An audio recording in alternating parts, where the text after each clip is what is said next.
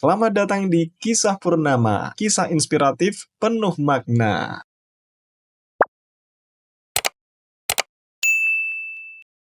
Nyi Roro Kidul, Ratu Agung yang memerintah Laut Selatan, hidup dalam kemegahan yang tak tertandingi. Istana bawah lautnya adalah karya seni yang megah, dipenuhi ukiran indah dan berkilauan seperti permata. Para pelayannya, terdiri dari makhluk-makhluk laut ajaib, selalu siap melayani setiap kebutuhannya. Namun, di balik keindahan dan kemegahan itu, Nyi Roro Kidul sering merasa ada kekosongan di hatinya. Setiap malam, ia duduk di tepi balkon istananya yang menghadap lautan luas. Ia merenungkan nasibnya yang tak pernah merasakan cinta sejati.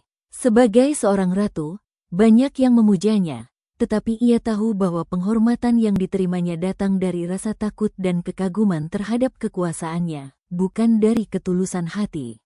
Ia ingin menemukan seseorang yang mencintainya karena dirinya, bukan karena statusnya sebagai penguasa Laut Selatan. Suatu malam, di bawah sinar bulan purnama yang menerangi lautan, Nyi Roro Kidul memutuskan untuk mengambil langkah yang berbeda. Aku harus turun ke dunia manusia, gumamnya dengan tekad. Aku ingin menemukan cinta sejati, seseorang yang tidak melihatku sebagai ratu, tetapi sebagai seorang wanita biasa.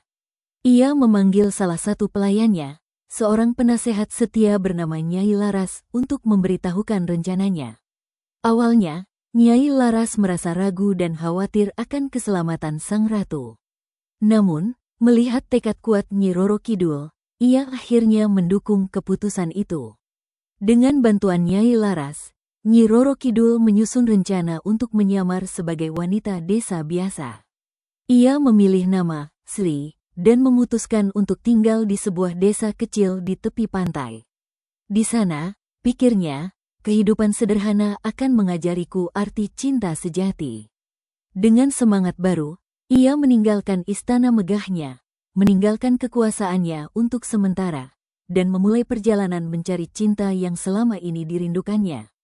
Desa kecil yang dipilih Nyi Roro Kidul terletak di tepi pantai, tempat penduduknya hidup dengan sederhana namun damai.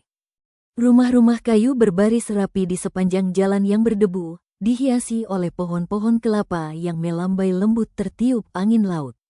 Penduduk desa sebagian besar bekerja sebagai nelayan atau petani, dan mereka dikenal ramah serta saling membantu satu sama lain.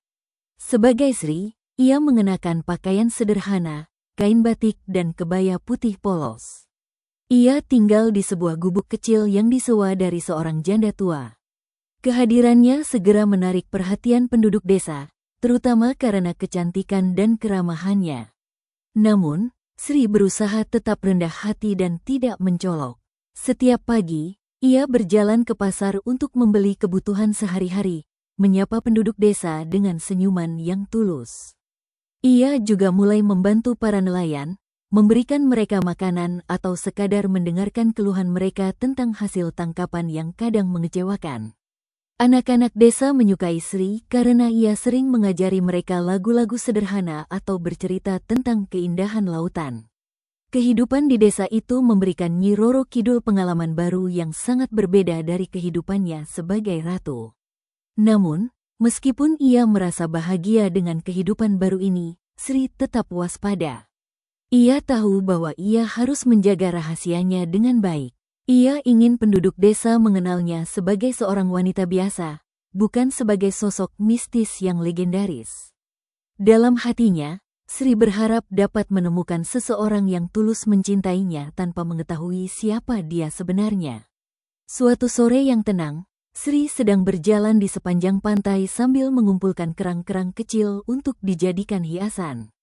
Langit berwarna jingga keemasan, dan suara deburan ombak memberikan rasa damai. Di kejauhan, ia melihat seorang pria muda yang sedang sibuk memperbaiki jaring ikan di dekat perahunya. Pria itu tampak sederhana, dengan tubuh yang kekar karena terbiasa bekerja keras di laut. Sri merasa tertarik untuk mengenalnya lebih dekat. Pria itu adalah Arya, seorang nelayan yang terkenal di desa karena kejujuran dan kerendahan hatinya. Meskipun hidup sederhana, Arya selalu bersedia membantu siapa saja yang membutuhkan. Ketika Sri mendekat, Arya menyapanya dengan senyum ramah. "Sedang mencari sesuatu, Mbak?" tanyanya. Sri tersenyum dan menjawab, "Hanya mencari kerang. Tapi sepertinya lebih menarik melihat apa yang sedang kamu lakukan." Percakapan mereka pun dimulai, sederhana namun hangat. Arya menceritakan pengalamannya sebagai nelayan, tentang ombak yang tak terduga dan tantangan mencari ikan di lautan. Sri mendengarkan dengan penuh perhatian, merasa kagum dengan keberanian dan ketulusan pria itu. Di sisi lain, Arya terkesan dengan sikap rendah hati dan kecerdasan Sri, meskipun ia tahu sedikit tentang asal-usulnya. Sejak hari itu, Sri dan Arya sering bertemu di pantai.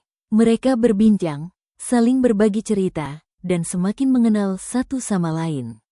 Bagi Sri, Arya adalah sosok yang berbeda dari kebanyakan pria yang pernah ia temui. Bukan hanya karena kerja kerasnya, tetapi karena hati Arya yang tulus dan penuh kasih sayang. Tanpa disadari, benih cinta perlahan mulai tumbuh di antara mereka. Hubungan Sri dan Arya semakin erat dari hari ke hari. Namun, Sri sadar bahwa ia tidak bisa terus menyembunyikan jati dirinya. Suatu malam, ia merenung di bawah langit berbintang. "Apakah Arya akan tetap mencintaiku jika ia tahu siapa aku sebenarnya?" pikirnya dengan gelisah. Sri merasa takut kehilangan Arya, tetapi ia juga tahu bahwa cinta sejati harus didasari oleh kejujuran. Kesempatan untuk menguji ketulusan Arya datang pada suatu hari ketika badai besar melanda desa. Ombak menggulung dengan dahsyat, menghancurkan perahu-perahu nelayan di tepi pantai. Desa dipenuhi kepanikan, dan Arya, tanpa ragu, berusaha menyelamatkan barang-barang milik tetangganya yang terancam hanyut. Sri, yang menyaksikan keberanian Arya, semakin yakin bahwa pria ini memiliki hati yang mulia. Setelah badai mereda, Arya menemukan Sri sedang menunggu di depan gubuknya. Wajah Sri tampak penuh dengan kegelisahan. "Arya," katanya pelan, "ada sesuatu yang harus aku katakan padamu." Arya menatap Sri dengan penuh perhatian. "Apa yang ingin kamu sampaikan, Sri? Kamu tahu aku selalu mendengarkanmu." Dengan suara bergetar, Sri mulai menceritakan jati dirinya yang sebenarnya. Ia mengungkapkan bahwa ia adalah Nyi Roro Kidul, Ratu Laut Selatan, dan alasan mengapa ia datang ke desa ini. Arya terdiam sejenak, mencoba mencerna apa yang baru saja didengarnya. Namun, alih-alih merasa takut atau marah, Arya justru berkata dengan tenang, "Sri, aku mencintaimu bukan karena siapa kamu, tetapi karena hatimu. Apapun yang terjadi, aku tetap di sini untukmu." Mendengar jawaban itu, air mata bahagia mengalir di pipi Sri. Ia menyadari bahwa cinta Arya benar-benar tulus, dan untuk pertama kalinya dalam hidupnya, ia merasa damai. Malam itu, di bawah sinar bulan yang terang, Sri dan Arya berjanji untuk saling mencintai apa adanya, tanpa rahasia dan tanpa keraguan. Setelah pengakuannya, Sri merasa lega tetapi juga sadar bahwa waktunya di desa semakin terbatas. Sebagai Nyi Roro Kidul, ia tidak dapat meninggalkan tugasnya sebagai penjaga Laut Selatan untuk waktu yang terlalu lama.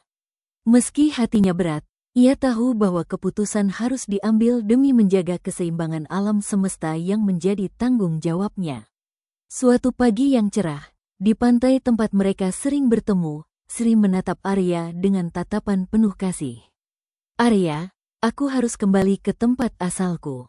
Laut Selatan membutuhkan aku, dan aku tidak bisa tinggal di sini lebih lama lagi," katanya dengan suara lembut namun tegas.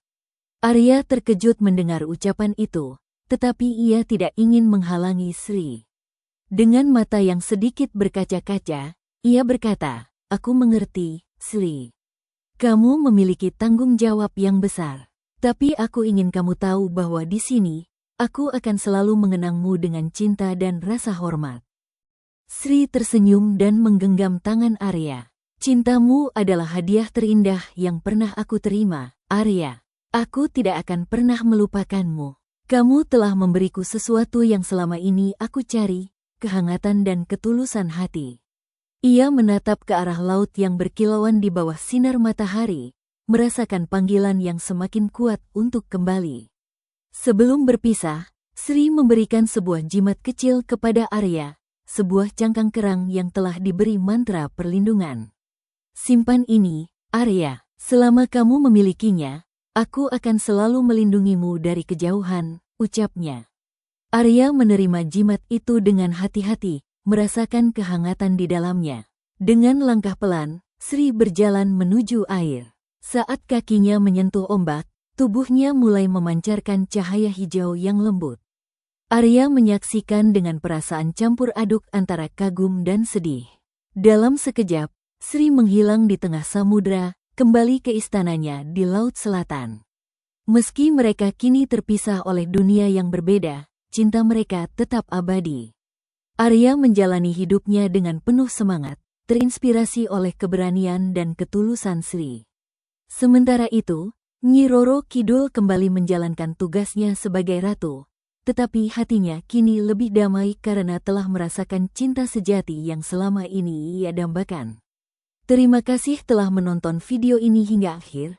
Jangan lupa untuk like video ini jika kalian suka, tuliskan pendapat kalian di kolom komentar, dan pastikan kalian sudah subscribe channel ini agar tidak ketinggalan cerita-cerita menarik lainnya.